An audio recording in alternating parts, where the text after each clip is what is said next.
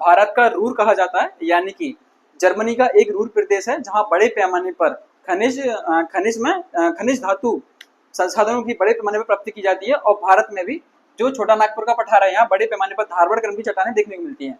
और धारवाड़ क्रम की चट्टानें खनिज धातु के लिए प्रसिद्ध है। और जहाँ खनिजों की प्राप्ति अच्छी होगी तो सबसे ज्यादा वहीं लौह इस्पात उद्योग या उससे संबंधित जो एकीकृत उद्योग होंगे उनका निर्माण, उनका विकास ज्यादातर देखने को मिलेगा, क्योंकि वहां से जितने भी खनिज संसाधनों की प्राप्ति की जाती है, खनन उत्खनन करके उनका परिवहन सुलभ हो जाता है, यानी कि वो आसानी से इसी क्षेत्र में प्रोवाइड हो जाएंगे। टाइम कम लगेगा, परिवहन का जो कॉस्ट है वो कम लगेगा। दूसरा, आसानी से किसी भी इंडस्ट्री को कच्चा माल तुरंत और तत्काल रूप में आसानी से प्राप्त हो जाएगा।